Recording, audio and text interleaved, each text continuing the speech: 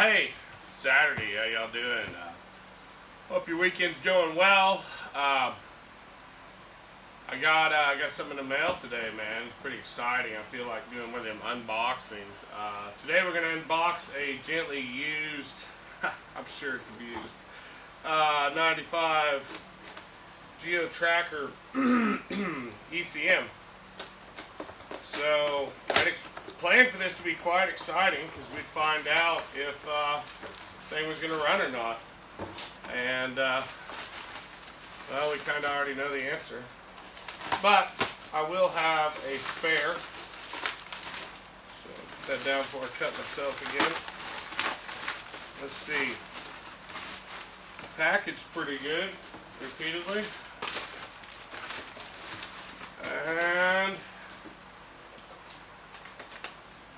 there we go. Got a little dent in it. Probably not going to hurt nothing. I probably will open it up just make sure there's nothing burnt inside of here. So anyway, there we go, guys. I got my part. Oh boy, on eBay did me right. Got it shipped fast. I felt it was fairly reasonable. Anyway, if it would have worked, if it gets you running, it really doesn't matter, does it? So today I'm going to throw some gear oil in this thing, top off the last of fluids. And then I'm going to start tackling, cleaning up under the dash and whatnot. We're going to get some switch panels installed, not really switch, just a couple switches. I want to get my fans running. We're going to wire that in, wire in a couple of relays. I'm going to tape off all the connectors for the old gauge cluster. I won't be putting that back in. We're going to build something for that. So I got to close all that up and minimize anything shorting out. It's my goal. And cool thing is, yesterday when it was running, thermostat stayed open, everything sounded good, engine smoothed out. Pretty happy with how it's running. The alternator actually works. I had 13 volts on the batteries after I shut it off.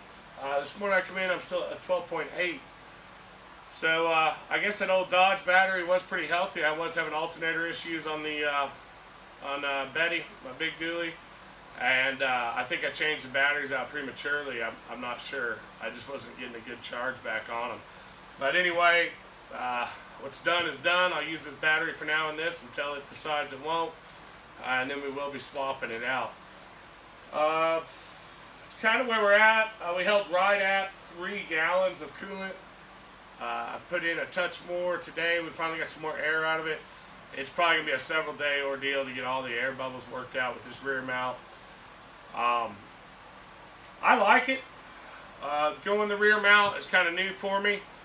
I hope going forward I continue to like it and it doesn't become something that irritates me about the vehicle. If you've ever built a project, there's always a handful of things you regret, wish you'd have done different. Or maybe that's just me. But there's always a few things I wish I'd have done different in the end. But we're getting down to the tricky part. Like when you first get started on a project, everything, you kind of pick and choose what you work on. You've got an end goal. But the order's not that important. I mean, there's orders to get stuff done, but now we're down to the end, ish. So now you have to work on stuff. You can't get distracted and work on something else. So anyway, it'd be a little bit of a challenge. I did find quite a bit of water in the front diff. The gear oil looked brand new. I mean, I know it sat for several years, but there was quite a bit of water in there.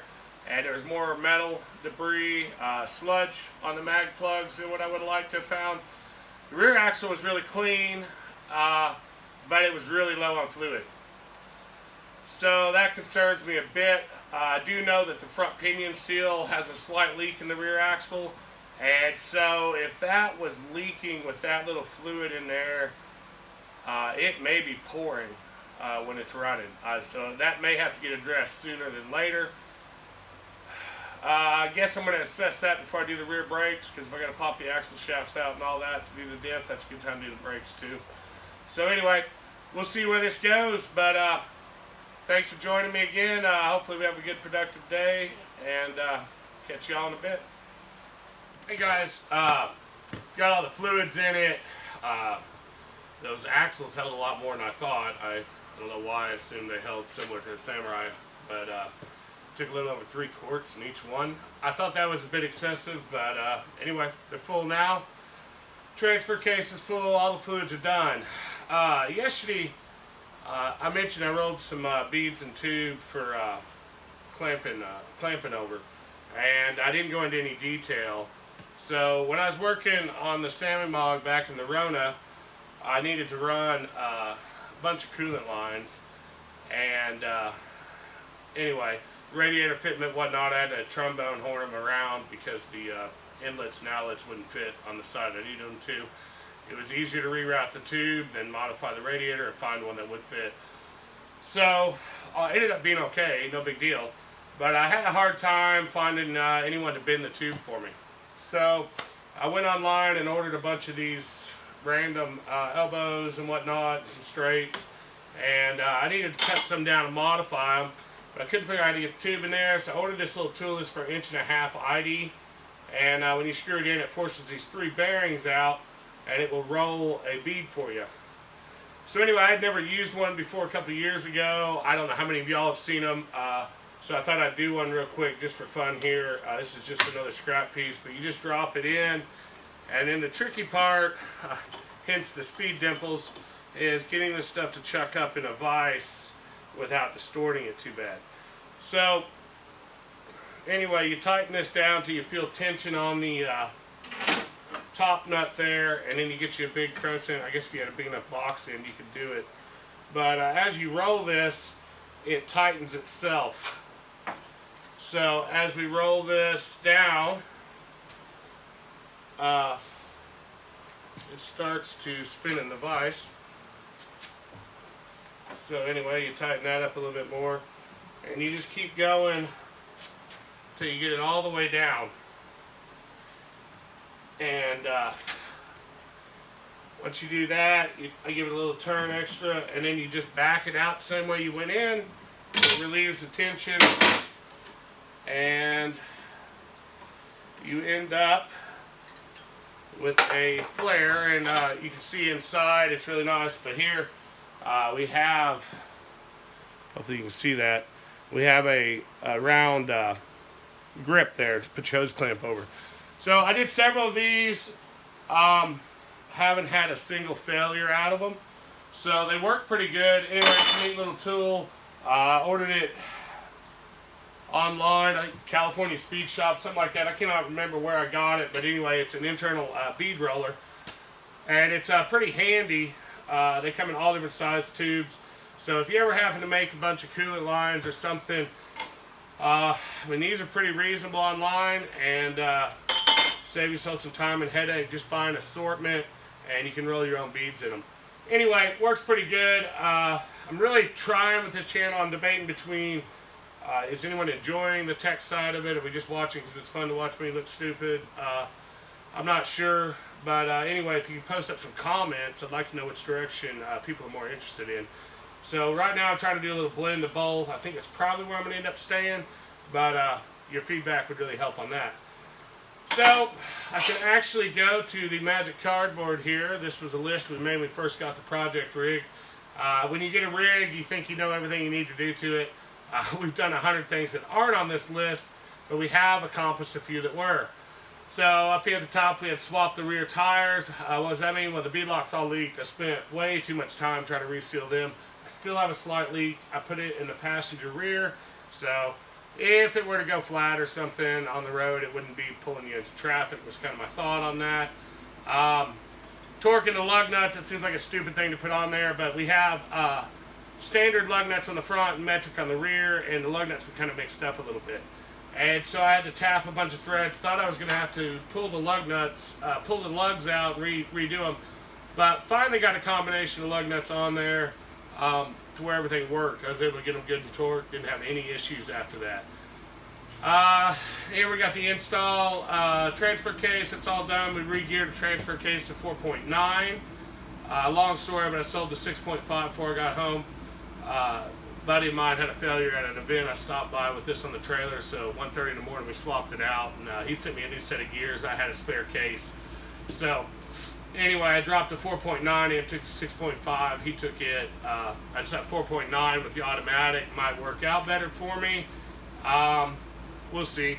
It'll be all right either way. Install the engine. Again, sounds pretty basic. Had to do quite a bit of work to the engine. Get it all back together. built my own motor mounts, a few things like that. So anyway, we got the plumbing done. We're working on the wiring. I got a GPS speedo here. We're going to order that. I just don't feel like dealing with the mechanical speedometer. I've been using the GPS speedos. Had pretty good luck with them. I listed, we're going to change the glove box door out. I'm not in a big hurry on that. Once you latch it, it stays shut. If you own a Samurai, you know what I'm talking about. They all rip at the bottom. We're done with the tube work. We do still have to do some aluminum, quite a bit of aluminum, but that'll go pretty quick. The intake's done. The exhaust still needs addressed. We got the fluids in. Relocated the fuel filler. We also redid the entire fuel system. That was unplanned for. But as of right now, we're not tearing it completely down and installing the winkle. So I still need to do the wiring, the GPS speedo, 1.5 wheel spacers in the rear to match the front track width to get it close. And I want to build those tube doors along with the aluminum work. So that's kind of where I'm at. That's what I'm working on. I don't have a fancy pointer, so I got a magnet on a stick. Anyway, seemed pretty effective. But anyway, guys, just kind of working through, getting ready to move to the next project here, move to the next stage of this project. Anyway, hope y'all having a great weekend. Catch back up with you. Hey guys, we had a surprise visit by the accountant tonight. Jeez. Anyway, it was okay. She wasn't too upset. She says we're doing okay on the budget, especially now that she knows we don't have to swap the engine out. She's actually fairly happy with me, so that bodes well with me. She's been my accountant for like 22 years. This will be our 23rd year of her watching the books. But anyway, she does let me have a good time, and so it's a good thing. And we've crossed the cheaper to keep her fulcrum, so looks like it's going to last a while at this point. We beat the spread. But anyway, she pointed out that when I talked about this internal tube roller, I left out the most important part, and I was showing the actual tool. Apparently there might be some interest in that. So here it is, guys. Looks like a pipe bushing almost with it looks like a pipe bushing. It's got another bushing in the top of it, right? If you ever had to do any plumbing work and adapt it down, you know, it's kind of what it looks like. Now this is the tube we just used. I didn't cut down a new one to redo it, but look, it just fits right in. And the real reason behind the speed bump, speed dimple, whatever you want to call it, it's not for cavitation, guys. It's because when you cut one of these down, you can see right here where the bend started. And if you cut it down below that point, you kind of got to force it in. And I get greedy, and so I try to cut them off short where I'm trying to force it in down here. And that involves me having to tap it in. And most of the time, I'll put it in the end and tap it on the ground to get it to roll in, you know. But sometimes I try to use the rubber hammer, and anyway, speed dimples happen. But if you got a straight cut piece of tube, if you cut this off and wanted you know, like a 5-inch adapter, you would take that end and you would drop this right in it. And this is the piece we used in the previous video there. And as you screw it in, it puts that nice gnarled, whatever you want to call it, puts a nice bead in the inside. So the only thing I'd ever seen before I found this tool were like the English wheel style, where you'd slide the tool over and it had the two like look almost like pizza cutter wheels that would come together. I've seen like on 4x4 TV, I've seen them used on that. That's how I knew something had to exist, was watching these TV shows and reading all these magazines. I worked offshore for so long. I used to get a dozen magazines a month because, you know, pre-internet, working in the Gulf of Mexico, you didn't have a lot to do. So the internet existed, but it didn't exist out there. So anyway, this is where, you know, the Rolodex of the mind, it's a mess, but I do remember some things. That's how I knew something had to exist. So here's the tool, guys. So you see here, and it's got a C-clip holds the end, spring clip, whatever you want to call it. And as you screw this in, watch that bead there. You'll see how it forces up. So as this bead forces up, there you go. And as it turns in there, these actually force the aluminum tube out. Now, this isn't going to work, obviously, on like 120-wall steel tube like what we ran these lines with. These lines, I welded a bead at the end. They're not perfect. I don't expect them to seal off that. The hose clamps seal it, but the bead keeps the hose clamps from pulling off. So if you notice how I plumbed all this, If it had like a factory machined bead surface, I did 1 hose clamp. If it's something I did 2 hose clamps. That's just a level of confidence we have here at Redbeards Overthunk Junk. If we did it, we're going to overthunk it because there's a good chance we didn't do it right. But so far, it's held up for us. We haven't had major failures. But this is what the tool looks like, guys. I want to say it was like 40 bucks. But if you're looking at getting custom work done, you can buy a mountain of this crap for like $50 and this little tool for like 40 bucks. And you can build all your own tubes for cheaper than getting one built. So I don't have all the coolest toys and tools, but I have bought stuff I found functional. So anyway, guys, this is what it is. And I'm not endorsed. I'm not, nothing like that. I'm just saying this tool exists. So it could be handy in the future. All right, that's Andy's Tech Minute or 3. Catch y'all later. Hey guys, wrapping it up for the night. Gonna go play some trivia. Anyway, not the least productive day, but didn't get as much done as I wanted. You'll have that. But anyway, here's where we're at. I got some wiring cleaned up, got all the fluids in it, tested the new ECM. It works. The idle seems a bit higher, but I did find my timing light, and we'll get into that a bit. Look at her over there. Man, we need to be out playing, but got work to do. I guess trivia to play.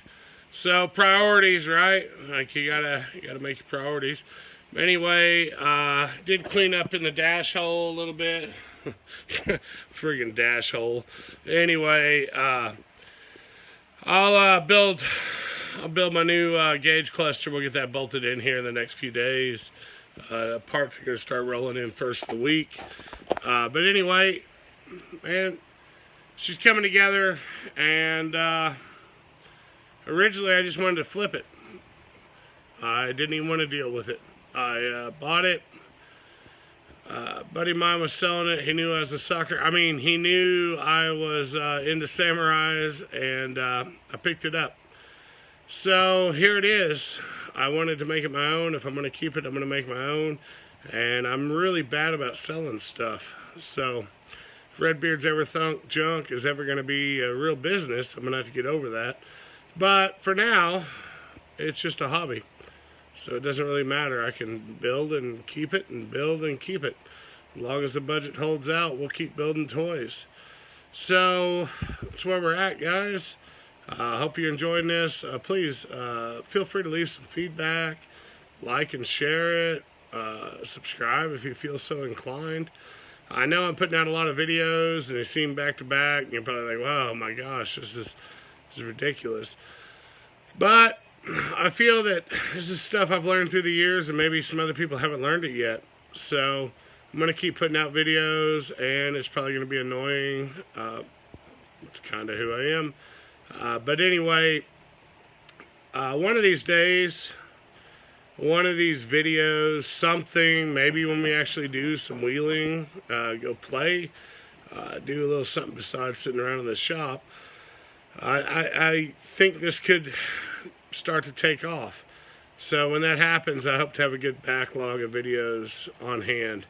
So as the new subscribers and followers come in, they have something to watch and keep up with. So that's the kind of the thought process. I'm sure it's misguided. Anyway, I do thank my friends and people I'm meeting as we go, and we'll see where this all ends up. But anyway, y'all enjoy your weekend. Stay safe. Don't do nothing I wouldn't do. You got a pretty good span of things you can do with that limitation. But like I said, guys, hope you're enjoying it. I really am. And doing this stuff on camera, it kind of pushes me to maybe be a little better. And that's what I need to try to do, is try to be a little bit better. So anyway, good luck on y'all on your journey to try to be a little bit better as well. Talk to you later.